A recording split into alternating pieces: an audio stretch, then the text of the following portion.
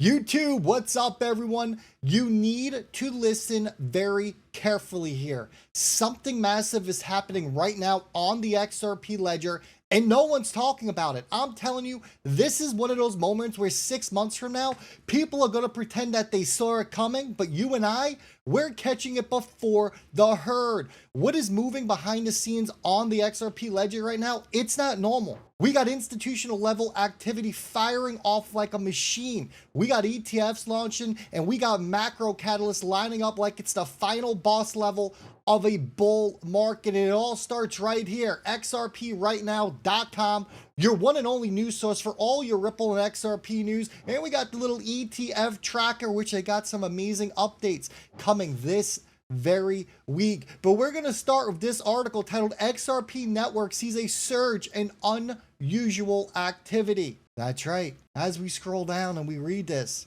let's talk about this because this set off alarm bells. Someone, and I don't mean retail traders, I don't mean the bored whales, I mean a serious player in the game, has been blasting the XRP ledger with account set transactions. And I'm talking about a lot of them. Like, this is not a drill, folks. This is a different level of activity. But here's what makes it even wilder. And you can see the image on your screen of these wallets. This is happening even if BitGo stopped doing theirs. Meaning this isn't leftover noise. This isn't a backlog. This isn't some random automated script.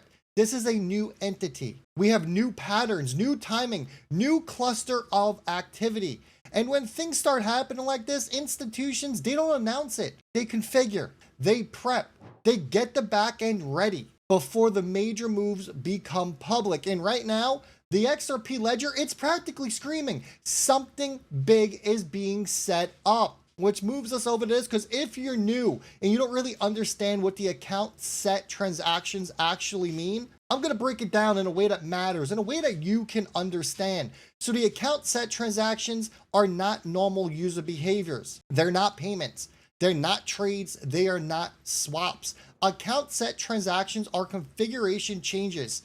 Stuff like turning on a multi-sig, updating cold and hot wallet keys, activating specific flags, adding domain metadata, and setting advanced account controls. This is infrastructure work, everyone. And nobody, absolutely nobody, does this kind of thing in bulk unless they are preparing a large cluster of wallets. Exchanges do this. Custodians do this.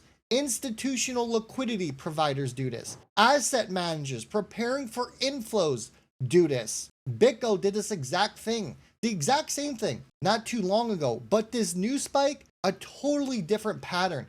Different timing, different signatures, which means a new institutional player is setting up shop. Wallets don't get prepared for no reason. They get prepared for flow, for movement, for custodian demand. This is the small test moment where you say something is coming. And we get over to Grok to really break this down, to speak about this and to speak about BitGo and get into the weeds of what is really going on here. Now look, real quick, if you want my deeper breakdowns, charts, real-time alerts on stuff like this, 2 things.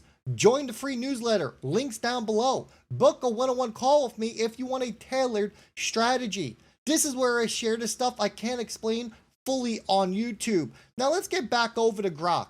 And this is interesting. So you can see it breaks down BitGo and talks about their recent activity. Talking about around November 7th to November 12th, we had a massive spike in account set transactions on the XRP ledger. What happened? Well, BitGo's initialization wallet, which is used for activating new XRP wallets, including the one linked to Evernorth, they entered a faulty automation loop. The script was designed to create and configure new accounts in bolts. But you know what? It malfunctioned. All good. But look at this. Look how many wallets it activated. Every 8 to 12 minutes for several days. Over 14,800 on peak days like November 11th. Insane. Insane, right? And you can see what this implies here. It says this was tied to a multi-signature setup and infrastructure prep, which is common for custodians handling institutional clients. BitGo acknowledged the issue publicly. They talked about it. No funds were lost. All was good. But let's talk about the new spike, because this is where it gets interesting. The key patterns that we are seeing are tens of thousands of transactions configuring this institutional grade, right? Your wallets, your multi-sig, your rotating keys, your toggling flags on for payment preferences and end domain information. This is not retail. So what do we take from all this? Well, it's very simple. We got a major player coming into the game. It's either an institutional enterprise setup, a custodian who is coming, or an asset manager who is coming in, possibly a new ETF that is going to get filed. Folks, I'm telling you right now, pay attention to this because something is cooking. But in the meantime, you want to speak about institutional activity? Let's talk about the big headline that almost feels unreal. Launching when you are going to be getting this video, 21 shares XRP ETF is going to be live. Not a futures ETF, not synthetic exposure, a real spot product. Approved, filed, and it's launching on Monday. This is exactly your type of catalyst that forces your traditional finance world to wake up and say, okay, XRP, this isn't just some retail speculation coin anymore. And for anyone who understands liquidity dynamics, this is huge because ETFs, they don't buy like retail. They don't FOMO in. They're not coming in with $100. They're coming in with millions of dollars. We are seeing $45 million per day on average from the current ETFs that are live. We're going to add in another one. Even if they bring in 5 million, that's up to $50 million per day, sucking up that supply from the back end. When that happens, your over-the-counter books, they shrink. Custodial demand increases, your market supply tightens. This is the beginning of a new chapter for XRP. Full stop. And then 21 shares is going to get into why. Why did they create this XRP ETF? It's not because they felt like it. It's because their clients, the big ones, they asked for it. We're talking about the family offices they're associated with, your private banks, your asset managers, and your pension funds. They all wanted exposure to XRP. Listen. Investors to get more exposure, and I think that could swap over to the US as well, sooner or later. When I introduced you earlier in the discussion, the interview, I had mentioned that 21 shares packages ETFs and creates ETFs for Ethereum and Bitcoin. And I said that one of the reasons that people could look into these products is because they are not able to buy Bitcoin or Ethereum in whatever jurisdiction that they operate in, and perhaps given investor constraints. Is that one of the reasons? In other words, broadly speaking, why should somebody, and I'll let you answer who that somebody may be, why should somebody look into an ETH Bitcoin ETF product? Versus a direct exposure? Yes. I mean, there's a lot of benefits to that. I mean, usually to the clients we speak, family offices, private banks, independent asset managers, and now also pension funds. They don't want to deal with the technical hurdle. They don't want to set up a wallet. They don't really want to worry about the custody in the back end. And they also don't want to have a separate account to manage their portfolio. That's why an ETF is just a very convenient solution to get exposure. And usually banks around, especially Europe, but around the world, they love to work with us because it's an easy plug and play and offering for the end clients. And the good thing is they don't have to worry about anything else, just like any other product and ETF out there. They simply buy it and get exposure. That's it.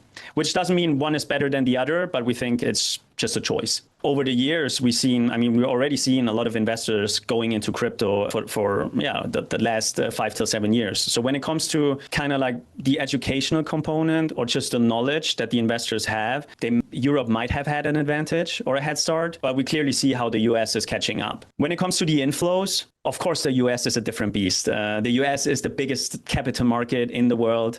So just to put some numbers, it took us over 5 years to reach around 3 billion in Europe, while in the US, it took us 3 months. And that's just kind of like the magnitude of the market. That's absolutely insane. We know the US is a different beast. Look, all of those entities he's just named, your family offices, private banks, pension funds, asset managers, they all want exposure. And when that crowd wants something, ETFs start popping up like mushrooms after rain. Institutions don't move on narratives, they move on demand. So the question is, why are they suddenly demanding XRP exposure now? Because they see what's shifting. They see the regulatory landscape is stabilizing. They see the macro catalyst aligning. They see wallet infrastructure being set up on chain, and they see the potential for a massive upside here. They're positioning early like they always do, which gets us over to this. Are we going to see a pre-Christmas shocker? Let's zoom out to the macro because this is the part that's going to tie everything together.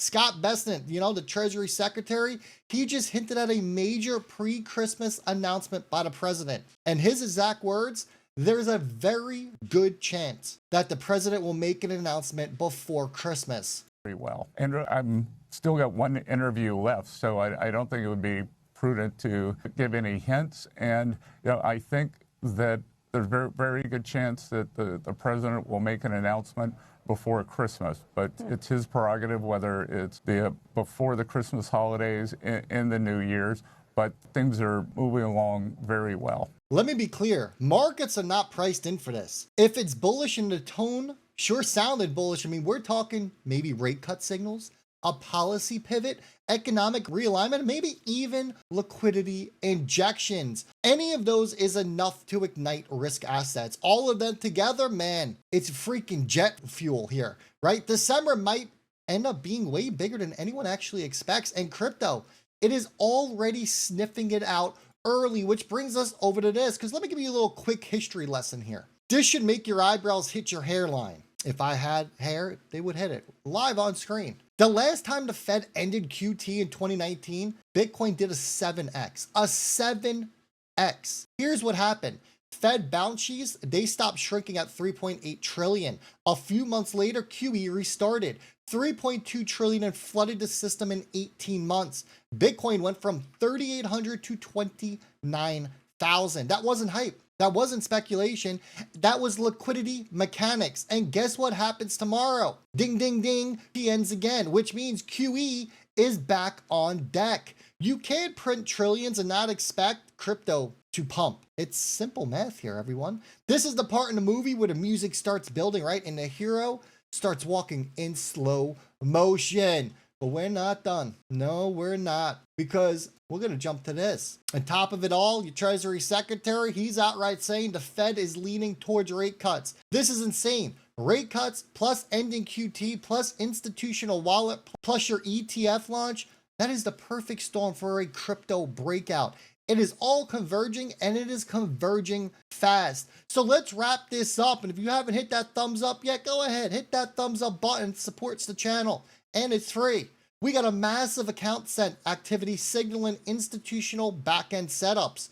We got the first spot XRP ETF launching, not someday, excuse me, not the first spot, our fifth spot, fourth or fifth, depending on how you classify REX. We got family offices and asset managers demanding exposure. You got macro catalysts lining up exactly like they did before the previous explosive cycles. We got rate cuts incoming, QT's ending, and a potential pre-Christmas shocker from the White House. This isn't noise. This isn't speculation. This is conviction level alignment. If you're watching this video, guess what? You're already miles ahead of the average investor. You're paying attention to the signals, not the headlines. Stay sharp out there, everyone. Stay early and make sure you stay educated because the next few months, they might just define the next few years.